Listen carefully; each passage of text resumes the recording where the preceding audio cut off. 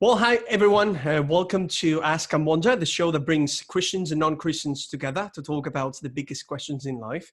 And we are very excited because we're having an incredible guest today, a Hi, friend. I'm incredible. Yes, you are. Actually, you are. And Tyrone Wells, he has a PhD in biochemistry, and also he does something incredible, again, which is he has a YouTube channel called Let's Chat, where Yeah. he actually talks about everything. And his motto is, you can talk to anyone about anything, which is something Yeah. that resonates with me.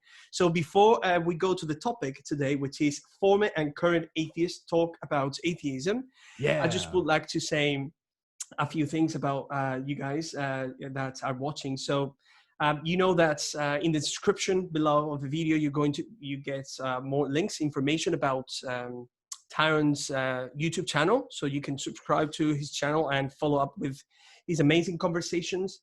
You can also see that, of course, Ask and Wonder, as you know, became a YouTube show and also a podcast. So you can follow the link in order to listen to the podcast.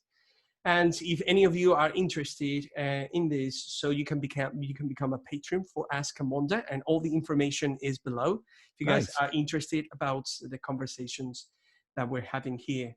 So Tyrone, why don't you tell us a little bit about you? Hey, I'm just learning a lot about you right now, actually. So I'm noticing like there's a double accent thing going on. That's the thing that's standing out the most. Okay. Ask and wonder. It's like, Oh yeah, okay, I get it. So it must be Spanish from like actual Spain then. Is that accurate? that is accurate. Yeah, that's it. Because you got the UK thing going on too with the English.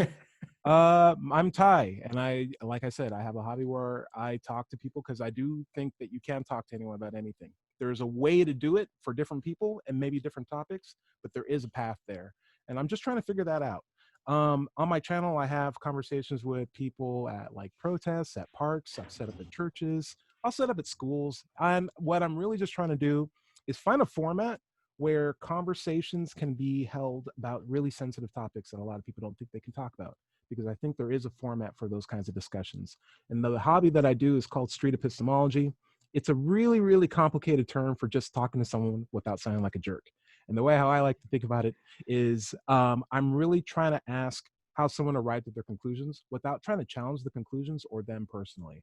If we can figure out a way to get there together, like their reasoning, then that is a cool thing, because more people need to think about how they arrive at the conclusions. And I need to learn personally, like, hey, instead of me thinking that you're wrong and saying, hey, you're wrong, this is why you're wrong, let me find out how you're right. And that puts so much less of a burden on like an argument or a debate, and just really gives us an opportunity to understand each other. And that's what I love.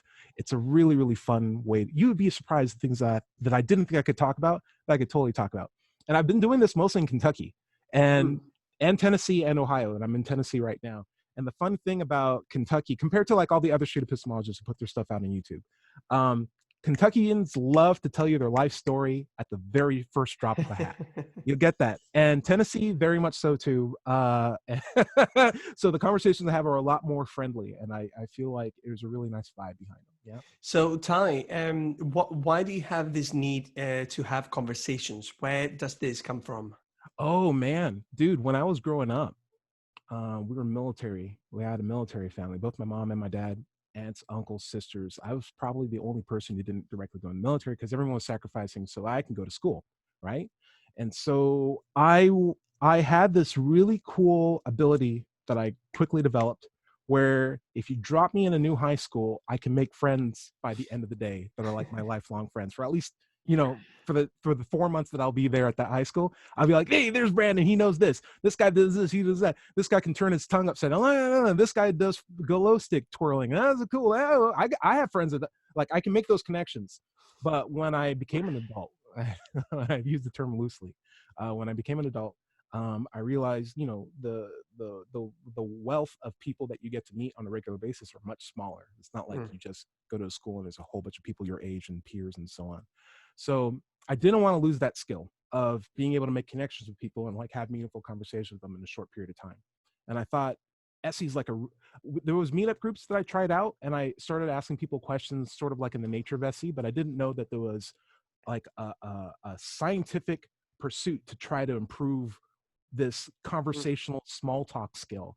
And I'm like, these guys on the internet, just like these really, really cool pioneers in terms of like, let's make small talk an art, like a scientific art.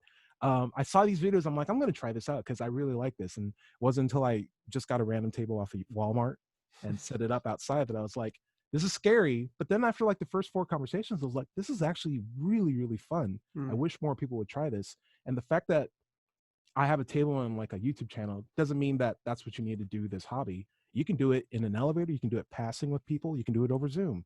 You can do it with family members, job interviews. It's just really fun way to know, hey, there's always a good question to ask to have a stimulating conversation. And that's what I'm all about. It's not a skill I want to give up. Definitely. And it's truly needed in today's world. Oh, dude, it totally is. Let me tell you something. And I know I'm talking a lot and I apologize for that. No, you're fine. You're fine. I'm you're a big the guest. talker. Let me tell you something. I can't tell you. I go outside today. I just came back from the gym. There were 4 kids, all dudes, right? And I call them kids, but they were probably like, 20s or whatever. And they're playing basketball. They all have their phone out and like they're holding the ball, all 4 of them. And they're just whatever they're going at, Instagramming, Snapchatting. And I go into the gym that way and I come out of the gym like maybe an hour later because I'm like, I got to get ready for Pedro's thing. And they're still out there just minding the phone, and maybe one of them's pacing back and forth. And I'm like, that's what playing basketball with friends looks like in 2020. There's no face-to-face really anymore. I feel like the art of small talk is a dying art. And I feel like we need to realize that there's so much that we can do with small talk. Big things we can do with small talk. Definitely, man. Well, so before we start our conversation about today's topic, Ty, definitely this is not per se an interview, so you can stop me and ask me questions too. That is what makes this fun. Cool. So, let's start talking about this, and thank you for sharing all that information with us, my friend. Hey, do you want to go over how we met? Oh, It might be an interesting random story. Yeah, definitely. So it was NanoCon, right?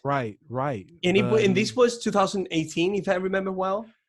Oh man, that feels like a really long time ago. Yeah. But all right, it could be. If it was 2019, I wouldn't be surprised either. But yeah, I think. Well, I'm not 100% sure, but I would say. Yeah, I'm not 100% about anything. That's great. Yeah. So 2018, I think, NanoCon is a conference for secular thinkers, just to share thoughts and talk about all of this. And you were there as a presenter, and you talked about what you do with Let's Chat, which, by the way, was an incredible presentation. It wasn't my best, but thank you. I appreciate it. As you see the active incredible is very prominent in the way I speak English. So thank you. You'll see it happening a lot, but I truly believed. I will tell you this: the next time you go, if you are a presenter and you go on tours or whatever, if you present, make sure you have control of the clicker. Like that should be part of the agreement, because else someone's going to be like, "He's ready to go to the next slide." I'm like, "No, I'm not. I got animations now." Ever since then, I've made my slides like 4 slides, super, super easy, and be like, I don't know, whatever. It's all good. But yeah, thank you. I appreciate it. Well, something that I liked about your presentation, Ty, of course, it was a conference about secularity. And of course, people want to talk about that. Sure. But yours was a presentation of, okay, we are secular thinkers, but let's actually, when we come to engage with the world, let's talk about that middle ground. That's why I really loved it. Yes. Yeah, among secular thinkers, it's really not a skill set. So it happens when I get to talk to Christian friends and Christian thinkers too. When talking about, of course, we can talk about Christianity and enjoy all of this, but when it comes to the middle grounds, when you find the commonality, which is the commonality is before men and women, before whatever, we're human beings. So the middle ground, boom. Oh, interesting. The middle ground is such a big thing. And I loved your presentation because you were actually talking about that moment and through experience, because you actually do this. So that's what I loved there. So I was there because just to keep talking about this, because they invited me to talk about Ask and Wonder, my organization that brings Christians and non-Christians together. It was very nice. And then you interviewed me about the topic of mathematics. Do we discover mathematics or we create mathematics? That was a popular video. That was fun. Yeah, I'm glad you enjoyed that. That was good. Yeah, I enjoyed that too. Yeah.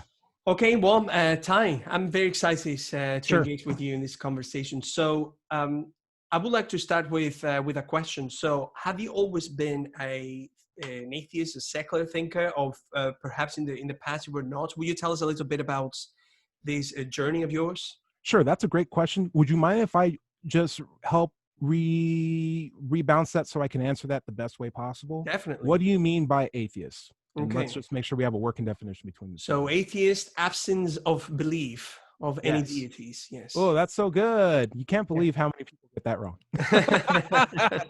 That said, I hear a lot of people saying atheist is a person that hates God, or No, that is knows that a God doesn't exist. And yeah. I can guarantee you that there are atheists that hate God. There are atheists that love God, in fact. Yeah. There are atheists that probably also claim that they don't know, or that they know a God doesn't exist. Yeah. But in the same way that you can be a Republican, all right, not every person wearing a red hat is a Republican, but there are Republicans that wear red hats. Yes. Not every single person that says I hate God, well, probably every single person that says they hate God is an atheist, but that's not what makes them an atheist. Yeah. Kind of an analogy. It's not the red hat that makes them a Republican. It's just another aspect that you throw on top of the label. And so I'm an atheist only on the basis of just one position on whether or not I'm convinced that a God exists. Definitely. And that's it. Everything else is free game, and we can talk about that. And I think when I was born, I didn't have an idea of a God concept. So like, if we're going just by that basis, I was born an atheist. It wasn't until I was raised in a religious family that I was brought into a God belief. And then it wasn't until I went to like mostly into grad school, because I think through all my college I still had a Bible. Yeah, I still had the Bible with the white Jesus on it. With the perfectly cropped thing. And I'm like, that's what a guy from Mesopotamian Bronze Era looks like. Yeah, that makes sense. Jerusalem, huh? Yeah, okay. And then I had that belief completely. And then I went to grad school, and I started having to recognize with this idea that when you don't know something, that's a good answer until you do know something. Yeah. Because I've always, throughout my entire academic career, have always been pressured to have an answer. And it's whether I'm on a multiple choice section and the teacher just says, just guess, because it's better than being wrong, because you'll be marked wrong anyway. Or if you get chosen on a math question in front of the class and you don't want to be wrong, so you just flat out give out the wrong answer that you know is wrong, but at least it looks better than saying, well, I also don't know, and still get, be told that you're wrong. So I never appreciated I don't know as an answer. And it wasn't until I got into sciences and started researching that I realized, if I don't know something, that's okay. In fact, that's the best place to start learning. And I had to shed so much ego to appreciate that. And when I was working overseas for a while, I said, okay, fine. There's a lot of things in this Bible that are great. I mean, and there are a lot of things that are not so great when I'm reading through it. But I don't feel like I'm convinced that this is true, though I still appreciate it as a means for like guiding how I should live my life. And then after a while, I was like, I actually don't need this as a guide to live my life anymore. I think I have I think I can generate better morals or find better morals outside of this book to like guide my actions, or at least determine if I did something morally good, morally not good. And then after a while, I was just like, I don't need this book. I don't hate it. And I never had that period where I'm like angsty hate, but I did have the period where I felt very isolated, because I felt like I came through an epiphany of realizing that I didn't need this anymore, but I didn't have a way to express it to the people that I loved or the people I cared about without them feeling that I'm attacking them because they so personally closely identified with their faith. And so my transition, well, me coming out of the atheist closet, or Christian closet, no, atheist closet, right, was like second year grad school, flew back from, or third year, came back after working overseas, and I realized, listen, I'm not Christian. I'm not religiously affiliated. I don't know what that is, though. I'm going to have to figure this out, because I don't know what the terms are, because I'm definitely not an A word. I'm not an atheist, no way. But and then I got Atheist for Dummies, because I was just like, what is atheism all about? And like every definition was like, oh, that's where I am. Yeah. Dang it. So that word fits. So it's not like I joined a club. And that I think is probably the most precious point that I'm trying to say. Like, I'm willing to abandon atheism at the front door or curb stomp it in the nearest dumpster fire once I have a good reason to believe in a God. But until then, by default, I think everyone is an atheist until they're convinced otherwise. And just now the question just becomes, how did you become convinced, and do you have a good reason to be convinced or not? And I think that's like a good area for me to always try to stay focused on, because I don't mind so much what the God claims are, because everyone's God like on an even playing field is amazing. And I talk to a lot of people, and they all have really, really, amazing gods. And it's like, wow, this is great. Wow, this one makes free beer volcanoes, and this one makes rainbows. And I'm like, oh, this is nice. This is great. You know that warm fuzzy feeling when you listen to Smash Mouth? That's my God. It's like, oh yeah, I love that. That's great. Yeah. My God made Everclear. It's like, I love Everclear. But the thing is, at the end of the day, it's like, how did you come to that reasoning? And did you read it in a fortune cookie? Because that's not a very convincing reason or convincing manner of thinking to come to such an extraordinary conclusion. Shouldn't we have the highest standard possible? And that's where I'm at right now. I'm just trying to find something that meets the extraordinary magnitude of that claim. And once I have that, I'm good. But until then, I'm at the position where you said, as at the start of the conversation, I'm a person that lacks belief in a God. Yeah, definitely. Something that I noticed when reading and learning about all of this, and of course, I was a former atheist myself. I am a follower of Christ at this moment. Something that I realized is that when you actually say the word atheist, the only thing that you're saying about a person at that moment is that there's a person that lacks a belief in a God or a God. Or any God. But when it comes to talking about personality, talking about experience and emotions, you're not doing anything about this. No. You're not saying anything about him or her. So that is definitely something. Yeah, in fact, something I would like to explore with you too. Yeah, it's just a definition of what I'm not necessarily what I am. And yes, I think definitely. Yeah. So when it comes to atheism, and again, you can ask me any questions at any moment. You said you're a follower of Christ. Where's Christ going? Where did Christ go? You're sitting down right now, Pedro. You're falling behind. I'm sorry. Where did Christ go? That's the way I would put. That's the way I would put the question. Okay. Yeah. So this is very interesting to me, and I would like to explore this question with you. Sure. Definitely, I agree with you. When we go to, I'm an atheist, let's say, and of course, I don't believe in God or any gods, right? But when it comes to not yet, anyway. Yeah. So, but when it comes to talking about what happens with atheism as a culture, let's put it this way: is it a culture? That is a good question to explore too. When my question goes like this. Shock me. Do people that are atheists or secular thinkers end up thinking in a particular way about the world? So I've met so many different atheists since I've opened up, and this is maybe about only 5 years, but I can tell you, an event like NanoCon is amazing because anyone can tell you that organizing an event for atheists is sort of like organizing or herding a bunch of cats. They're all going to run in different directions, and they all have different things that they want to do. And just because we all agree on one topic doesn't necessarily mean that we agree on anything else. Yeah. And what I found was the benefit of meeting folks like that is at least the answer to the question won't be something that you already don't believe in. We all agree that this is not an option on the table. Yeah. So what else is making you tick? How do you think? How should we treat other people? What is a good way to determine if something's a good action or a bad action? And it's good to see that I found atheists think way more about religion or way more about morality than someone who already feels like they already have the answer and maybe doesn't even take the time to look it up. And because of that, you can have some very, very in-depth, useful conversations about the manner of how to think rather than just what to think. And I can see only as a culture that it's fractured and multifaceted and almost down to a fractal where it's always going to be splitting fractures of groups upon splitting fractures of groups. Yeah. But that's what makes it interesting. It's almost like a culture of people who don't like 2030 pop indie music. It's like, well, what does that even mean? It's like, exactly. What does that even mean? We have a group of people who just agree that they don't believe something that has nothing to do with what they do believe or what they will fight for, or what they will argue for, and man, it's just a really cool group. You're guaranteed not to get people who say, hey, it's like this because of God. That's fair. But there's so much more facets and nuance to the human condition that it's just such a broad thing to say, hey, group of atheist culture. It's that could mean so many different things. Yeah, definitely. I in fact remember that in NanoCon when Anthony Oh, Magna Bosco. Is that the way you yeah, pronounce his last name? yeah, yeah, yeah, yeah. So he came to my presentation, and I remember that he asked me the same question that you asked me. Whoa. How do you define an atheist? How do you find atheism? And I remember, like 2 years ago, I stumbled a little bit.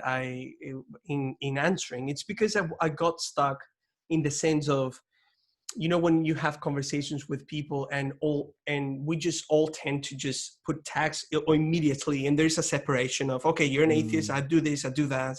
And the sure. way I approach conversations is usually is, oh, I try my best to do this, is, well, let's start from commonality, and we have such incredible commonalities. In fact, we exist, we're human beings.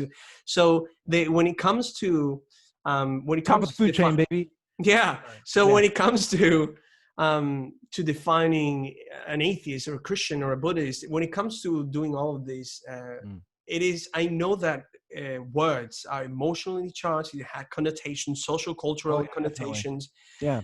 and I just want to avoid in conversations to get to those points because, for Mm. example, I love the Christian non-Christian conversation, love it so much. But when it comes to these conversations, I've noticed that the fact that there's a person that is a Christian, another person that is a secular thinker or an atheist, I Or would say, non-Christian. or non-Christian, that would Yeah. say, yeah, there's a huge distinction there. Meaning, these are two different ways to look at the world and reality and understand what everything means. But at the Mm. same time, this distinction could lead actually people to think about themselves as more distinct of what they truly are, So again, Yeah. I just want to emphasize the fact that we have commonalities, and when we start to challenging each other, we should start from that point. Like, Yeah. we have many things in common. I I, agree. s- I see you. I see you thinking about the things that I'm saying, Yeah, and I always I think about cannot the things you're wait. I saying. cannot wait for you to ask me a question or challenge any of my definitions. No, I'm not about challenging, but I am always about thinking about what people say. Yeah, Also, definitely. I have a lot of deaf family members, so my Mm. body language might be a little bit more animated than what you might be used to. Oh, Just want to that let is you know, okay. just as a warning ahead of time. Like I'm sitting down here with my hands closed because if I don't, then I'm thinking and I'm signing at the same time too. Oh, So stuff to think about. Keep going. I love that too, because in Spain usually we are people that are very expressive with Yeah, yeah, our yeah, faces. So I love that. yeah, yeah, yeah. Yeah. So when it comes to, for example, when you talk to your friend atheist and when you're interviewing them, what is something that you have learned throughout the years? What is something that, for example, you were mentioning? Okay, Mm, so there's an absence of belief, but what when you actually push that belief, when you want to know who these yeah. people are and all of this, what have you learned from all your interviews time? Regardless, no matter how much I try, I am still liable to having my own ego blind me to my own personal biases. Mm, And sometimes it's worthwhile to just record myself with a conversation that I'm having and then listen to it again, maybe a week afterwards, and see myself as if I was a third person and be mm, like, why am I saying these things now? Like, what did I really think that then? That's so interesting. Why am I not asking that question now? Am I being easier on this person because I already like the conclusion they're leaning towards? mm. Or am I being too hard on this person because of something that happened in my past that only me and this person that looks like me know about? I am very Interesting. much a human being. And because of that, because I also didn't recognize it at the moment, I have to understand that it's very, very easy for smart people to convince themselves that they're right, even when they're wrong. You're a smart person too. And I can tell you, the smarter you get, the easier it is to convince yourself that your poop smells like strawberries. You have to be really, really careful with that. And it surprises you until you literally record yourself having conversations with people on topics that you may not have like very solid ground on and that you're asking genuine questions about. And maybe you're vulnerable in the Mhm, conversation. And maybe you're just like saying, hey, this is how I feel. What do you think about this? Like, mm. is it reasonable or is this not reasonable? And then coming to a conclusion together that you understand, like from seeing that process, like, okay, I know how to do this better. I know where my blind spots were, and I can get a little bit better the next time I have these kinds of talks. And I can Mhm, get a little bit better with my own personal thought process. My main goal in life, and you've probably heard this before, so forgive me, is I'm trying to have good reasons for the things that I believe to be true, as well as not believe things that I don't have any good reason Yeah. whatsoever. And it takes a while for you to like, because I have a lot of beliefs. It takes a while to go through that file cabinet and be like, here's this belief I have. Do I have a good reason to keep this? And if not, am I willing to let it go, or am I holding on to it just because it feels good for me? Yeah.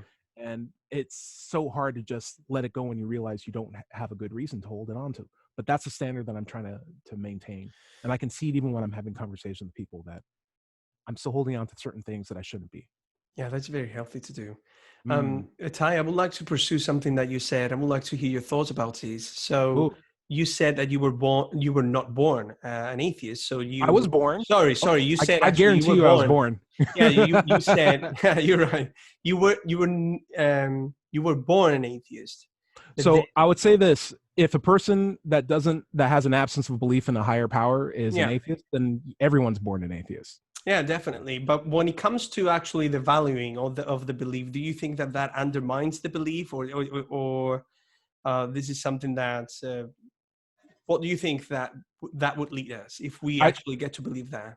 I just think atheism is the default position, and Oh. it seems natural to think that if it's defined as a lack of belief in something, not a belief in something, but a Mhm, lack of belief in something, you're born without a lack of belief in that thing. mhm. It And would, it takes atheism from like this really hot topic, spicy word, yeah. I don't know, to like this default position that everyone starts in, and then is convinced later on that something is true if Mm. they come out of atheism. And maybe that thing is true.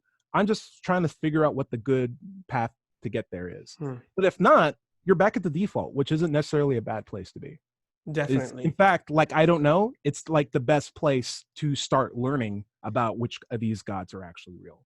And Mm. if you were to ask me, like, who's the best source to, as an unbiased guide, to figure out of these god claims that we have, and they say we have 4, who's the best judge to determine which of these has the most rationale for claiming that this god exists? I would say it's the atheist every single time, because that's the person who has no horse in the race.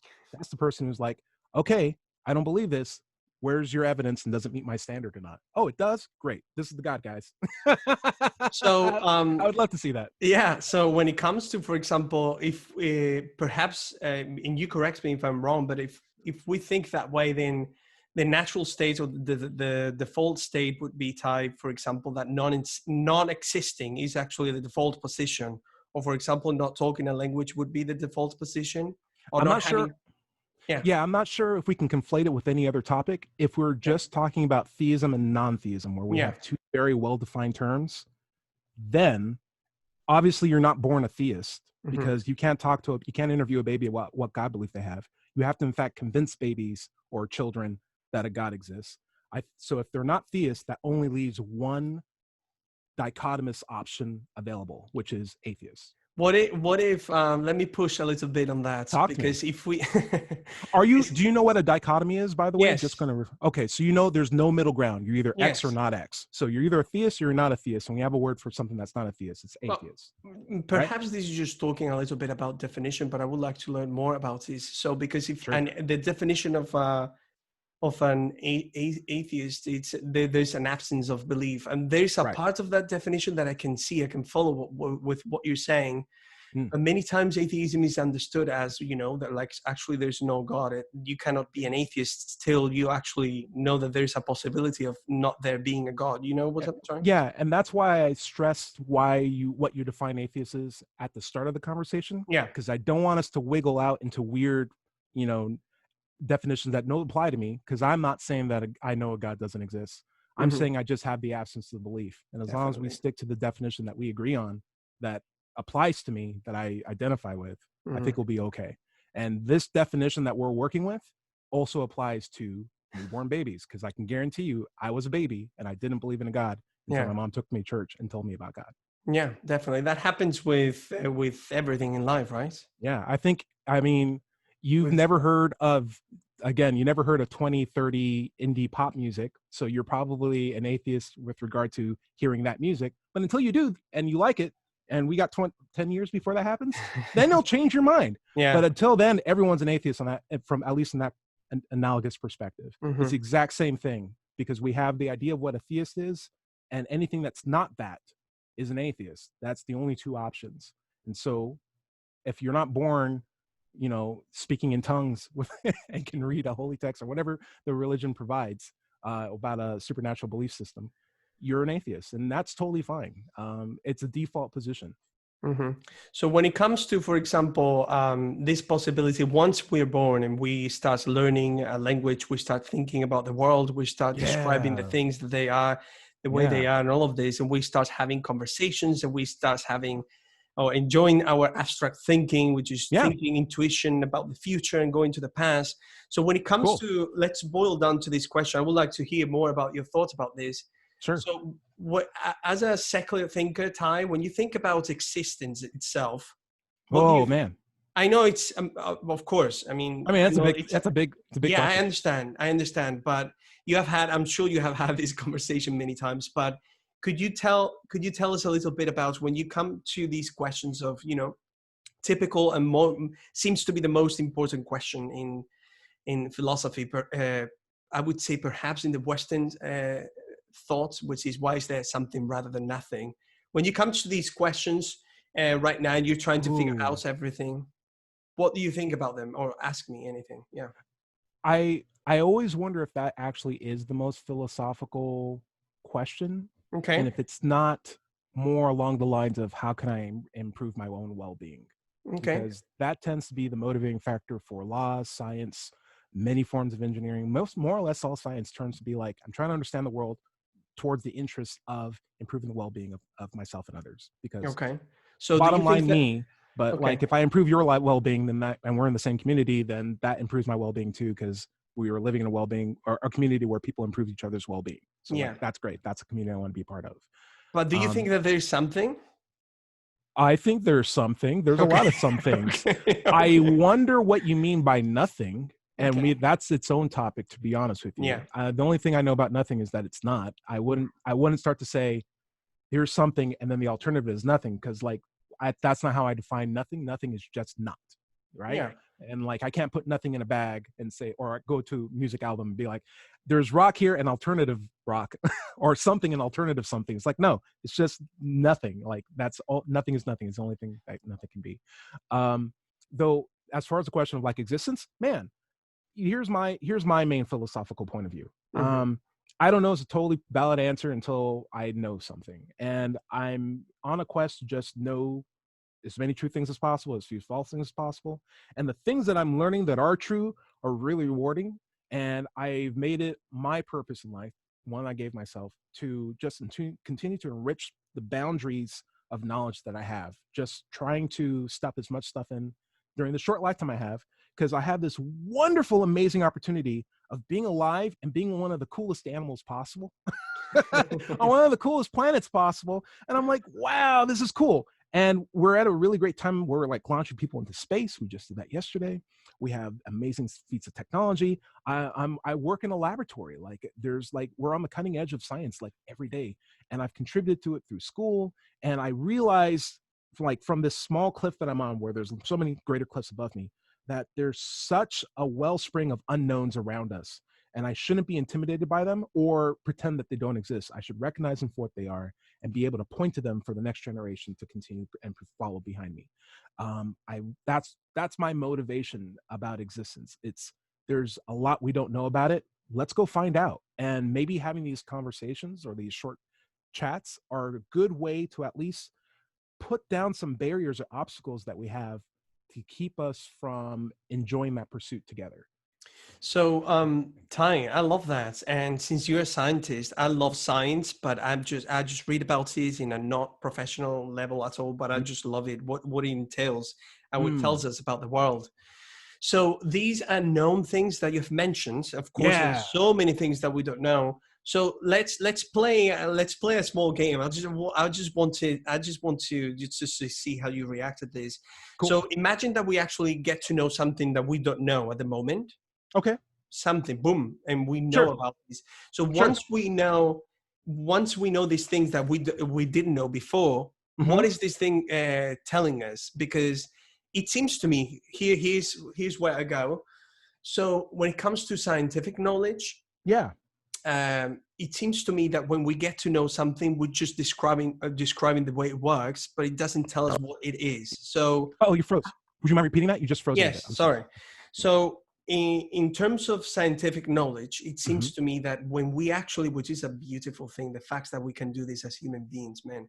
So when it comes, we actually get to know something, we Yeah. get to know it Yeah. because we are able to decipher a pattern and we can describe it.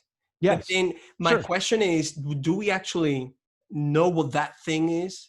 Okay, I get you. Yeah. So in my opinion, science is all about just making models to explain reality. Yeah. We will never objectively know what the thing is. What we're trying to do is come up with a better model that more accurately tells us what we're looking at. Because if we can come up with a really good model to make really accurate assessments of what things are, we can make a good model or use that same model to make very good predictions of what that thing will be in the future or what it'll look like, in the past. And that just continues to inform us on how we should ultimately improve our well-being and what kind of medicines we should make and what kind of speed limits we should have in certain, parts of the city. Like all this information from what kind of chemicals go into a pen that don't cause cancer, like lead, right? Versus, like what's the best way to build a spaceship to launch it into space and have it land back on a platform again on like a seafaring airbase sort of looking thing. Yeah. I'm like, from the most mundane things to the most interesting things, what we're trying to do is come up with a really good tool to explain how reality works. Yeah. That's what we're being told.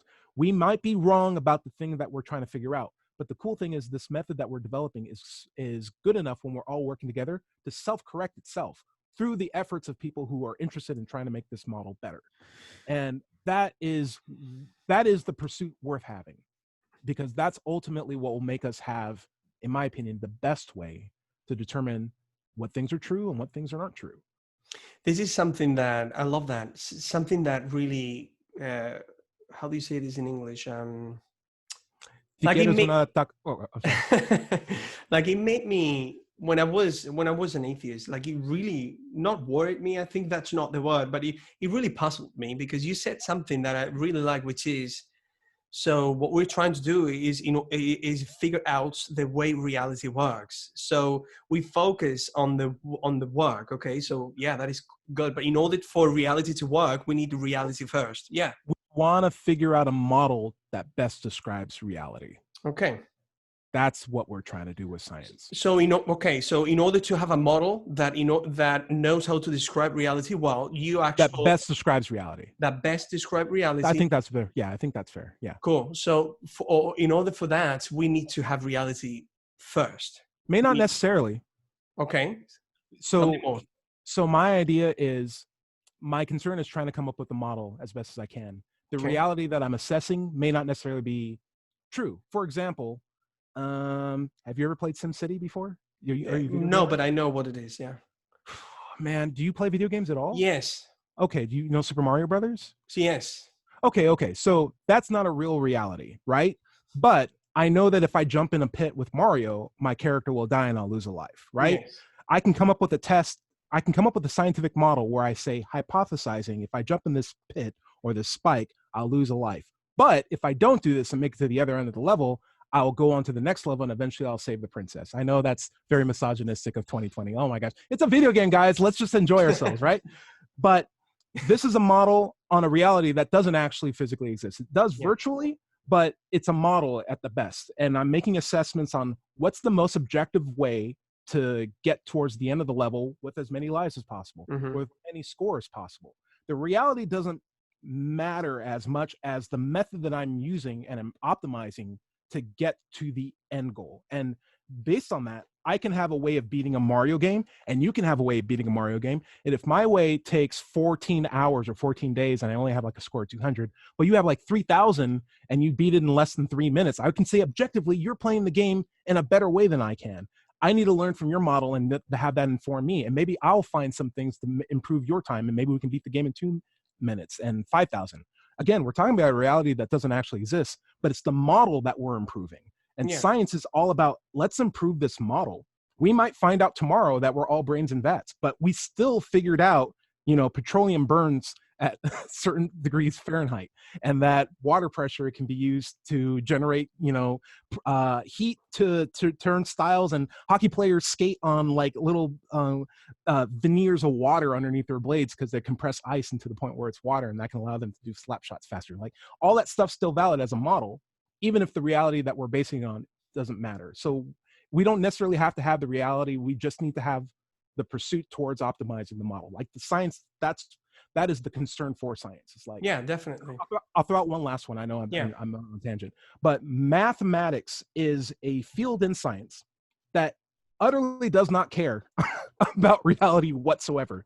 You declare truths in maths. You have this concept that you can prove something is true, which is unheard of in any other form or field of science, because science is just about coming up with evidence to support like a claim. And maybe you're wrong, maybe you're right, maybe someone figures it out and turns the table. But in math, 4 equals 4. And I can show you the proof for 4. And I can say, hey, x equals 5. It's like, how do you know x equals 5? It's just assume it's true and figure out what this equation is. And because you're working on just improving the model, you can have some real fun developing new modes of thinking and new tools to maybe offset as a side tangent, improve our view of reality, maybe make more crops, maybe make better food, stay safer, all that stuff. But the pursuit of math in at least in that box is, how do we make better math? And science is, how do we make better model or better science? The reality is not dependent. It's really just the pursuit of science. I know it's nuanced as hell, but I just want to make sure that I'm not saying that you need to have reality to have science. I'm saying like, no, science is all about making models, and models don't apply to reality. And then the same way, they're not dependent on reality either. They're just the pursuit of making models. Oof, that's a lot, Stan. So one of the things that you said I want to pursue is, first of all, that's perhaps we're just focusing on different things, or maybe. So what I would like to say, like you build an analogy with video games and as a virtual reality, but then I don't think that I'm always open to be corrected, but when you build an analogy with a virtual reality or the reality itself, I think that the reality itself comes first before having a virtual reality.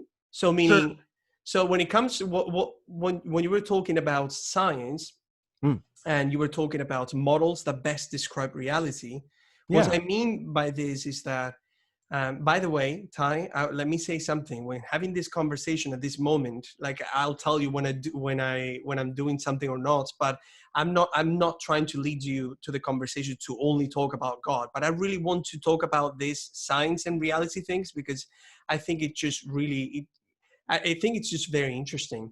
So in order to have a model that best describe. How about with this? Would you mind telling me what you disagree with first? That way I at least understand where this question is going, because my mind tangents. So what do you disagree with the idea of science is best describing models? That's the thing. Is our optimizing models. Okay, so that's the thing. I don't disagree with that.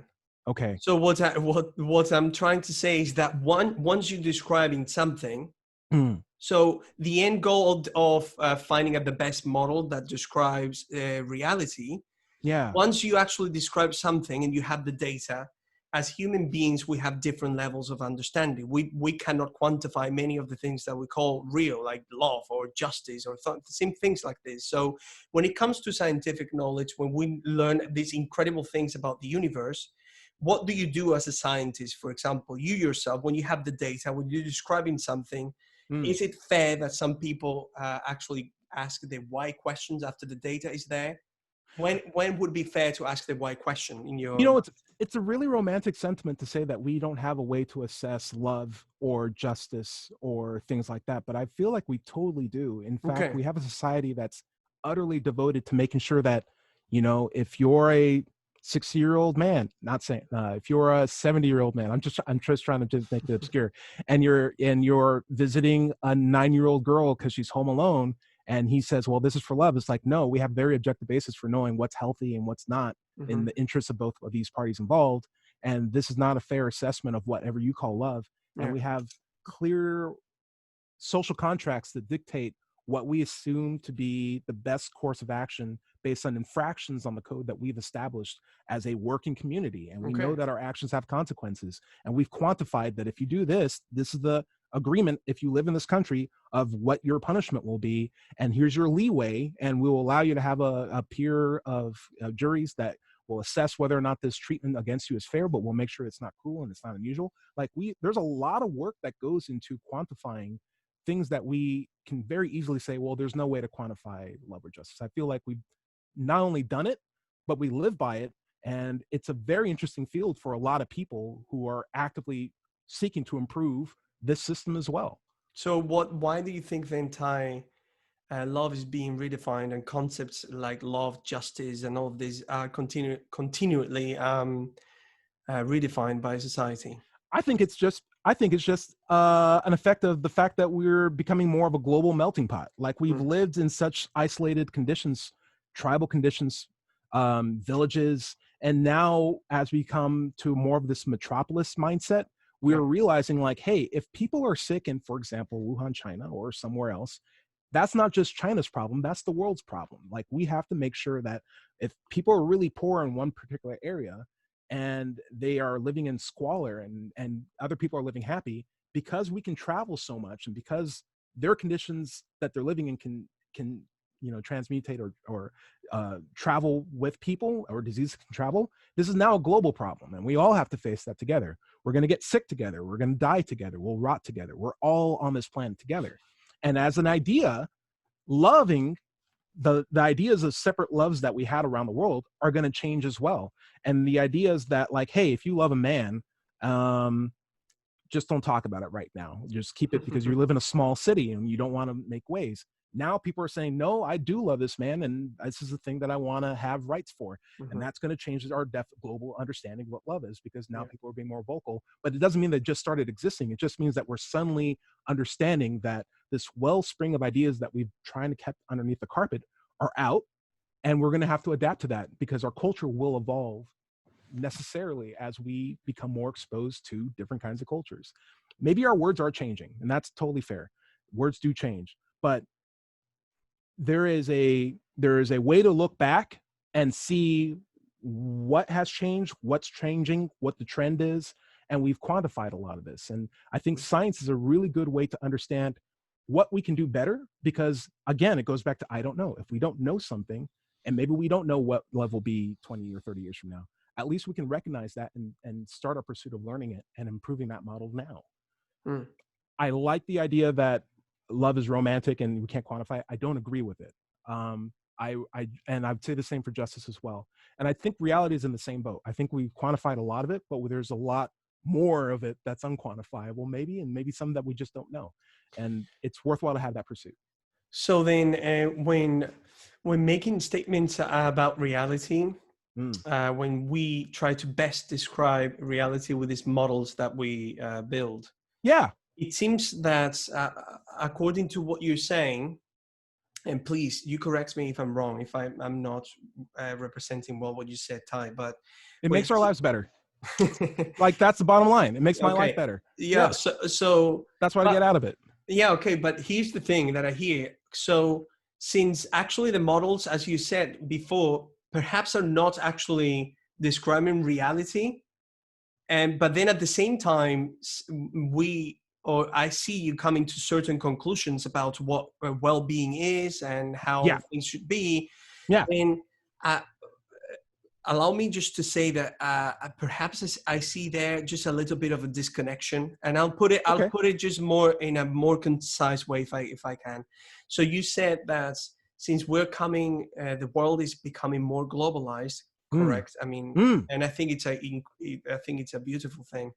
So things are just being, redefined, and we're just learning from each other. So does this mean, for example, in your mind, Ty, that one day we're going to get to a definition that is going to work for us, or we're going to be redefining, for example, the meaning of well-being according to the things that happen in the world? Oh, that's a great question. Yeah. So I would say, I don't know. Okay. And I would say that we would at least have a model that in the future would be better informed and would probably be better than the model that we're operating underneath now. And the scientific pursuit that I'm only interested in is improving that model. Mm. And I'm willing to follow it more or less wherever it goes. But the idea of it improving makes it, and the fact that it can self-correct itself is what makes it such a good tool to invest time and energy in. Mm-hmm. And I do that as my career. You're doing it through these chats, whether you realize it or not. Yeah. But we are working really hard to come to a better understanding of one another and how the world works around us.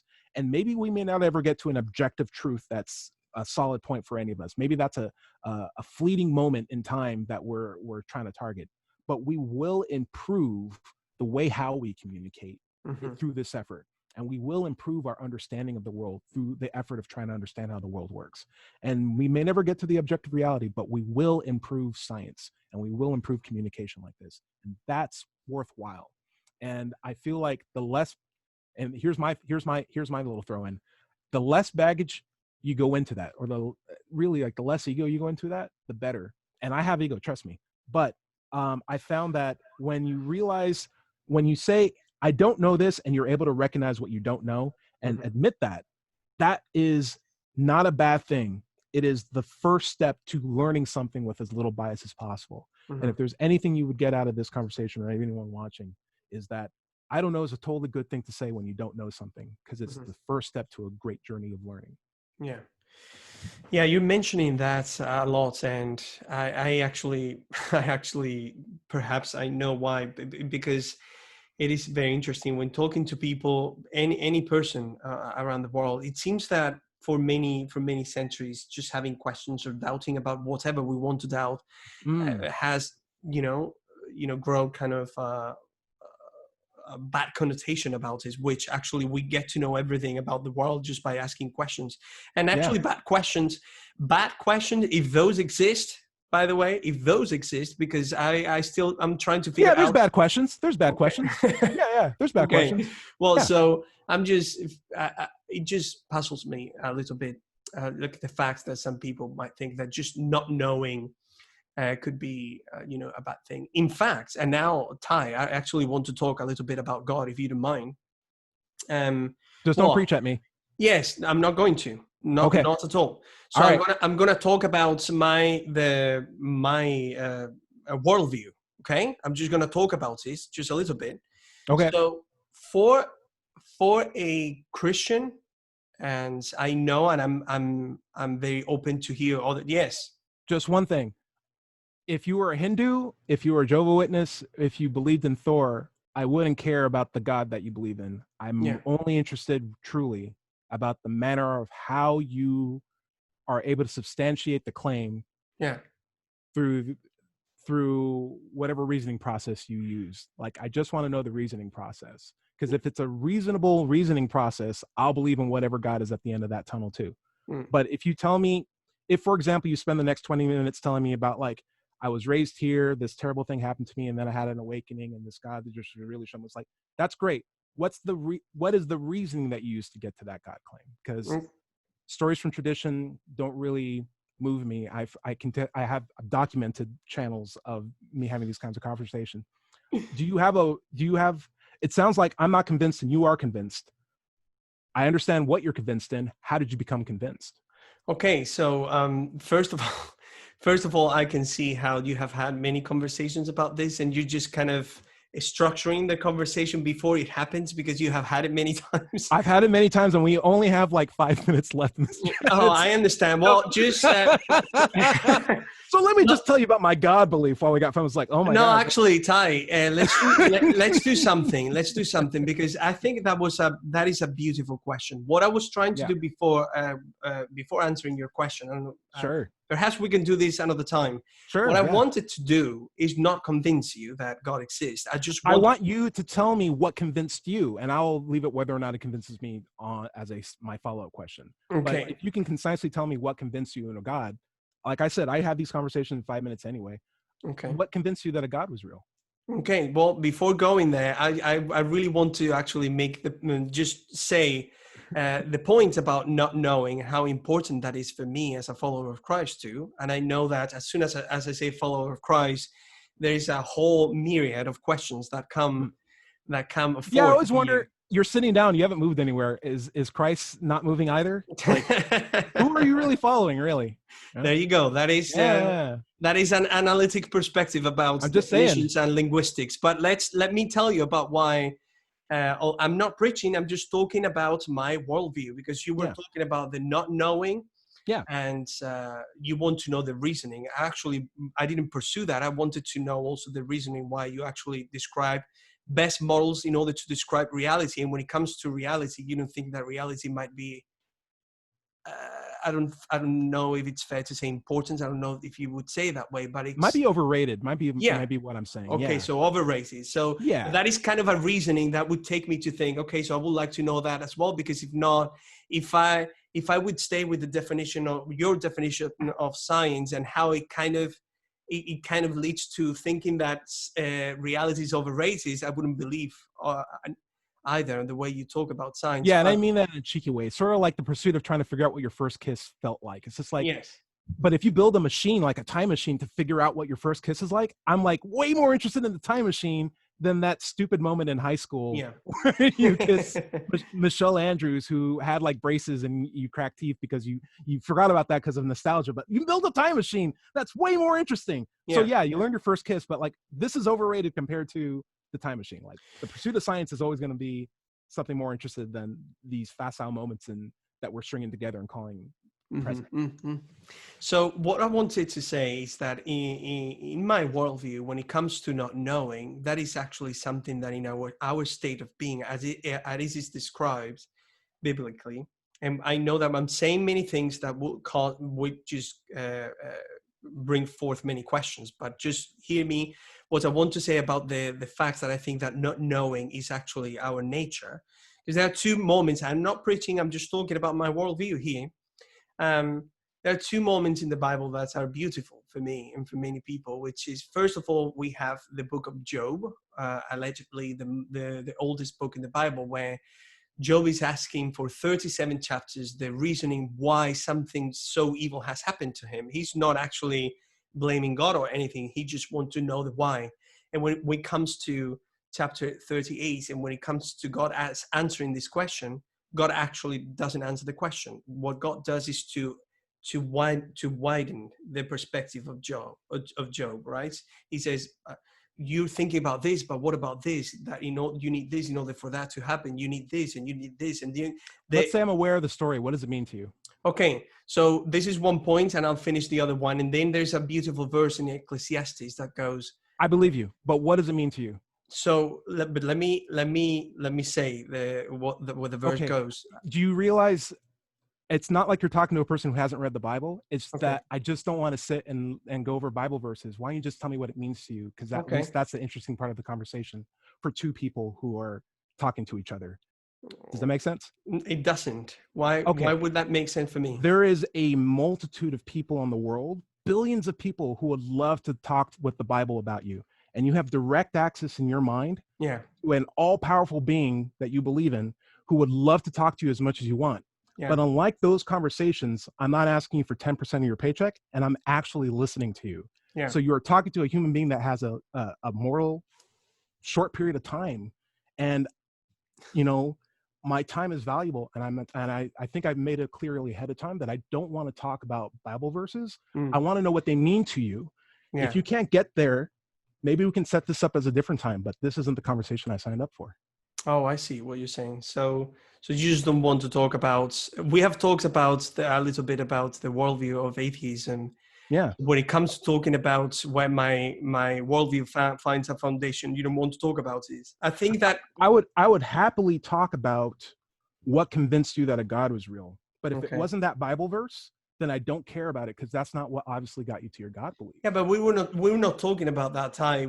I just wanted to make a point how Christians are in a state of being where we actually don't know, and not knowing is a beautiful thing, but you seem not to let me finish what I'm trying to say. So perhaps we can talk about that later. Maybe another time, because I'll be honest with you, it makes me a little bit sad that you just don't want to hear about something, because if we all approach conversations this way, then we actually we couldn't talk about to I anyone. certainly wouldn't want to color the whole conversation, but we did agree in text that this would be a conversation between a former atheist and an atheist about atheism.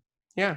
And you did say at the last minute that you want to talk about God, and I'm totally fine with that. But my interest in God conversations isn't the holy book, the verses that you like, because if I really care about what it means to you, and the door's still open if you want to talk about, this is what this verse means to me, but I don't want to sit down and talk about the 35 chapters Job wrote or this verse that you want to recite. Just tell me what it means to you. Yeah, and if that would change if you didn't have that, what would change about you if you didn't have that verse?